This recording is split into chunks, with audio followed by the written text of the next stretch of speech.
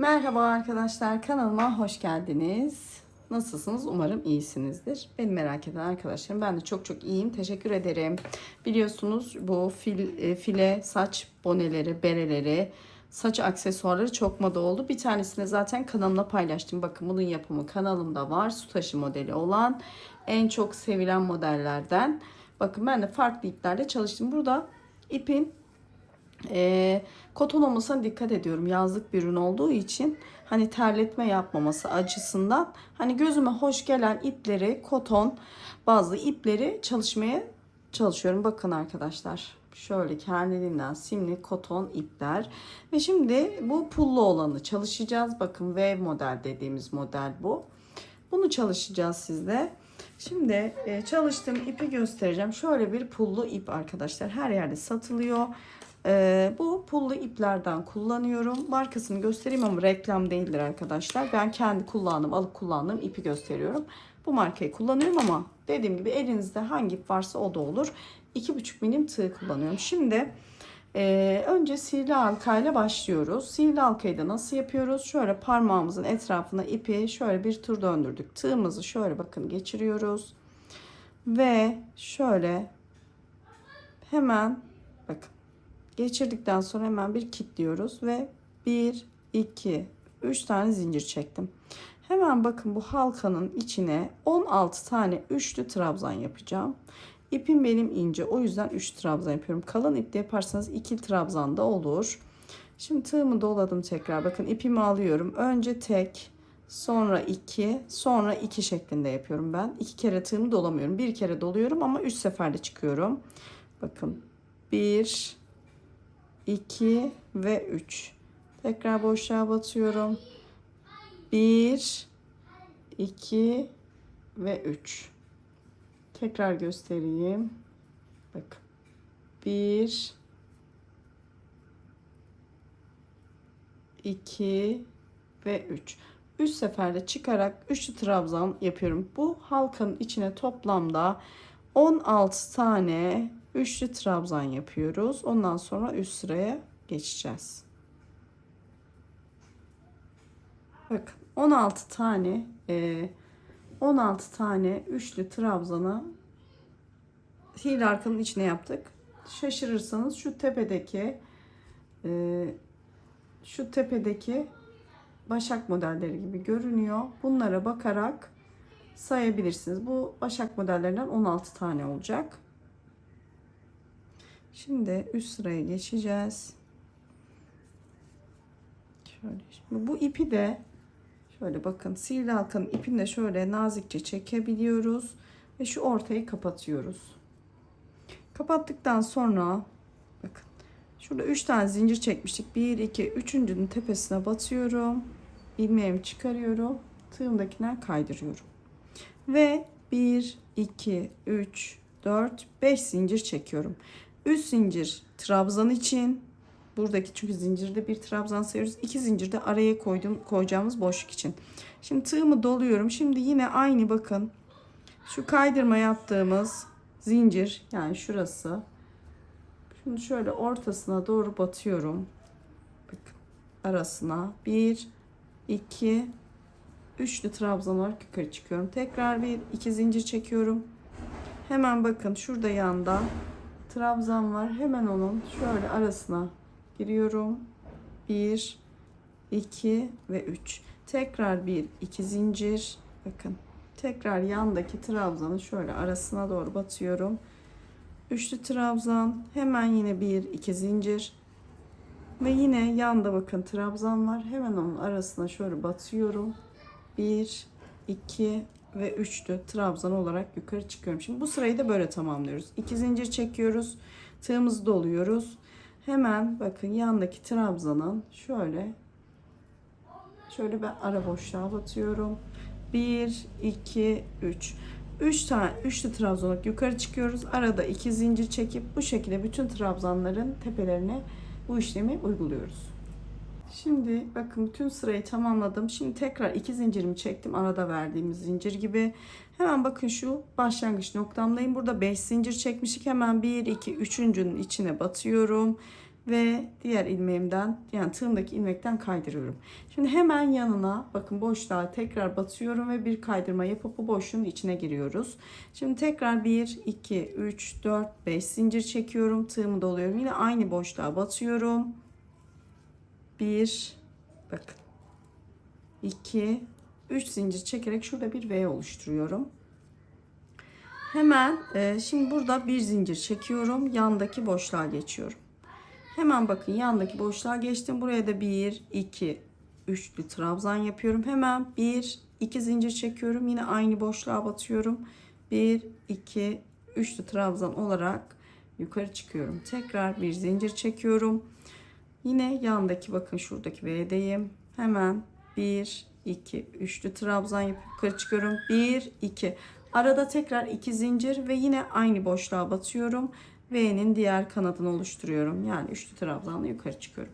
Tekrar bir zincir çekiyorum. Yandaki boşluğa geçeceğim ve 1 2 üçlü trabzan, 1 2 zincir çekiyorum. Tekrar aradaki boşluğa batıyorum. Şimdi bu sırada hep böyle yandaki kare boşluğuna geçerken bir zincir çekip boşluğa giriyoruz ve boşluğa girdikten sonra bakın 1 2 3 zincirle yukarı çıkıyoruz. Boşluğun içindeyken de 1 2 zincir çekiyoruz. Tekrar aynı boşluğa batarak V şeklini oluşturuyoruz. Şimdi bu sırayı da bu şekilde tamamlıyoruz.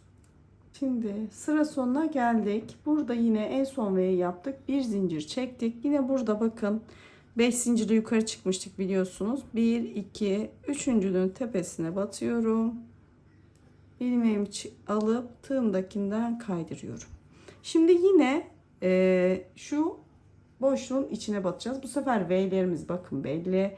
Hemen ilk V'min içine batıp yine bir kaydırma yapıyorum. 1 2 3 4 5 zincir çekiyorum. Yine aynı şekilde aynı yere batıyorum. 1 2 ve 3.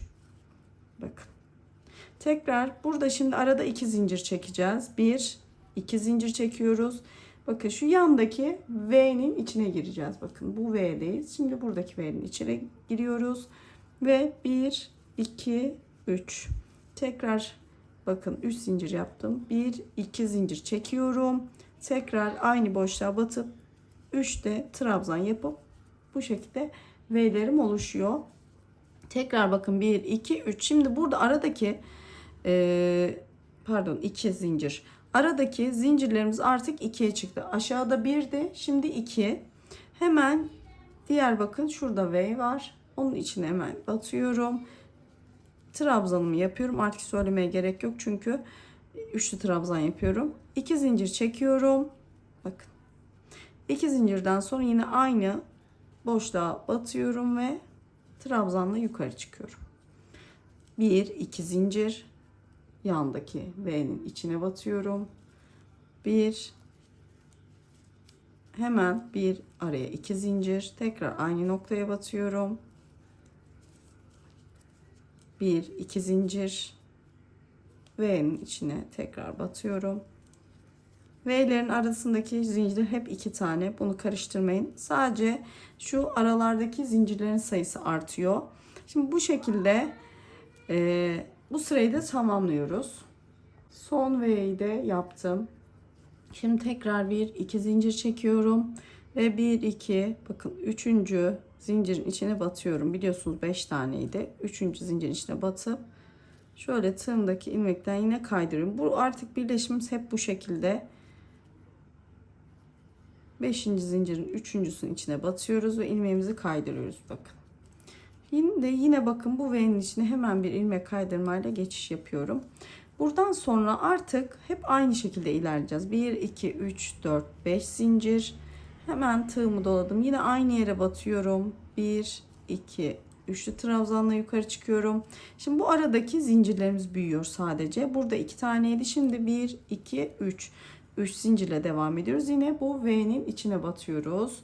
Hep V'lerin içine batarak yine V yapıyoruz. Sadece aralardaki zincirler büyüyor. 2 bu V'nin arasındaki zincirler 2 tane. Bu değişmiyor. Bu sabit. 1 2 3. Şimdi herkesin ipinin yapısına göre, kalınlık, inceliğine göre modelin gelişimi farklılık gösterecektir. Buna dikkat ederek lütfen örelim. Çünkü benim ördüğüm ip şu an çok ince bir ip. İnce olduğu için de genişlemesi daha farklı olacaktır diğer kalın iplere göre. 2 zincir çektim bakın. Yine V'nin içine battım. 1, 2, 3'te çıktım. Sadece şu aralardaki zincirler artıyor. 2 bakın 3 zincir çektim. Diğer V'nin içine geçiyorum. Şimdi 1, 2 zincir çekiyorum. Yine tekrar aynı V'nin içindeyim. Şöyle bakın. 1, 2, 3 doluyorum. Hemen V'nin içindeyim. 1, 2. Hemen yine aynı noktaya batıyorum. V'mi oluşturuyorum. 1, 2, 3. Şimdi bakın bu şekilde bakın ilerliyor. Şimdi bu ip ince olduğu için genişlemesi de ona göre gidecektir dediğim gibi. Şimdi kafamıza ölçüyoruz arkadaşlar. Bu şekilde ilerliyoruz. Kafamıza ölçüyoruz. Şu tam tepe kafa tasımızı diyeyim. Koyuyorsunuz. Tam saçlarımızın başladığı yer. Yani saçlarımızın başladığı yere kadar şöyle düzgün oturuyorsa iş tamam demektir. Çünkü zaten ipler de esniyor biliyorsunuz. Bu normal normal bir ip olduğu için esneme payı da var. Tam kafanızı oturttuktan sonra aşağı doğru hiç arttırım yapmadan ilerleyeceğiz ama dediğim gibi kalın iplerde bu daha erken sıralarda olabilir. Bendeki ince ip olduğu için şu an ne kadar sıra gideceğimi bilmiyorum ama zaten bendeki tamamlanınca size sayısını bildireceğim. Şimdi ben öreceğim. Yine aynı şekilde burada birleştireceğiz. Yine yukarı çıkacağız gösterdiğim şekilde ve biraz arttırdıktan sonra yani arttırma noktam bitene kadar örüyorum. Sonra şu aradaki zincirleri hiç arttırmadan aşağı bitiş noktasına kadar öreceğiz. Ben biraz ördüm. Bakın arkası da bu şekilde. Pullu iplerde genellikle ters tarafta pullar daha sık kalır. İki tarafta kullanabilirsiniz bakın. Düzü bu tarafı. Şimdi ben burada şu aradaki zincir 7 tane olana kadar arttırımı yaptım ve kafama ölçtüğümde tam artık saçlarımın başladığı yerde yani tam kafatasıma oturacak şekilde bu boyutta yeterliydi. Şimdi bakın şimdi iplikten değişkenlik göstereceği için bu zincirlerin sayıları şöyle santim vereyim size. Bakın. Şöyle 2,5 santim civarı bir zincir çekmişim en son. Dediğim gibi bunu ayarlarken bakın benim 7. mesela aradaki 7'ye çıkarttığımda benim kafama uydu. Ama daha kalın bir iple 5'te bitebilir. O yüzden ip değişkenlik gösterir arkadaşlar. Kendi kafanın ölçünüze göre. Standartlarda hani böyle bir iple çalışıyorsanız bu şekilde devam edersiniz. Şimdi yine devam ediyoruz. Şimdi buradan sonra artık hiç arttırma yapmıyoruz zincirlerde. Yani 7 zincirle 2, 3, 4, 5, 6, 7. 7 zincirle devam ediyoruz. Bakın. Ta ki istediğiniz yere gelene kadar. Kimisi daha aşağıda seviyor. Kulak ortasına seviyor. Kulağın dibine doğru seven var. Herkesin kafasının uzunluğu farklı. Alnının uzunluğu farklı. 6, 7 bakın. Hep aynı şekilde artık devam edeceğim. Bunu da bittikten sonra kaç sıra zaten ördüğümü söyleyeceğim. Bakın bu şekilde devam ediyoruz. Hep aralarda artık örneğimiz bitene kadar 7 zincir çekeceğiz. Artık zincir sayımız sabit. Çünkü bu işlemi yapmaksa kafamıza düzgün durmaz ve kafamızdan bone çıkar. Uç tarafı fırfırlı gibi durur. Oturmaz kafanıza. 7 zincir çektim ve devam ediyorum. Böyle de birkaç sıra gideceğim. Kaç sıra olduğunda zaten bitiminde size söyleyeceğim. Siz de kendi ölçünüzü kafanıza takarak bunu deneyin. Kime yapıyorsanız kafanıza takarak ölçüsünü o şekilde belirleyebilirsiniz. Şimdi dediğim gibi ben şimdi birkaç sıra hiç zincir arttırmadan 7 şu aradaki zincirler 7 tane olacak şekilde devam ediyorum. Bakın son sırama da geldim. Burada şimdi bilgi vereceğim. Önce bitirişi göstereyim. En son bakın başlangıçta kaydırmayla şu araya geldik. Bakın yine aynı motif başlar gibi ama başlamayacağım. Bakın şöyle başına doğru şöyle bir kaydırma yapıyorum ve burada ipimi keseceğim. Sonra aşağıya doğru yürüteceğim. Dediğim gibi iğneyle de bunu yapabilirsiniz. Şöyle ipimi biraz kesiyorum. Bakın şöyle pulu alalım çünkü geçmeyecek. Evet. Şöyle bakın. Şimdi bunu iğneyle şöyle iç tarafa doğru yürüteceğim ben. Şimdi burada kaç sıra ördüm? Şimdi bundan bahsedelim. Bakın oldukça güzel oldu. Bu tip şapkalarda çok kalın ip hani sık modelli çok kalın ip olmasına dikkat edin. Bakın şu şekilde oldu. Çok da güzel oldu. Bakın burası ön yüzeyi. Bir de iç yüzeyi var. Çift taraflı kullanabilirsiniz. Tabii ki ipliklerini dediğim gibi en sonunda gizleyeceğim. Ters tarafındaki pullar daha sık. Böyle gece işte tatil yerlerinde ya da dışarı çıkarken ya da bir yere gittiğinizde oldukça güzel olur. Daha az pul isterseniz ön yüzünü çevirip kullanabilirsiniz. Şimdi kullandığım ipten bu kadar daha kaldı. Bir tane daha çıkar tahminimce. Şimdi bakın burada sayalım. Şuradan başlayarak sayıyorum bakın arkadaşlar. Şu başlangıç V'lerden başlıyorum.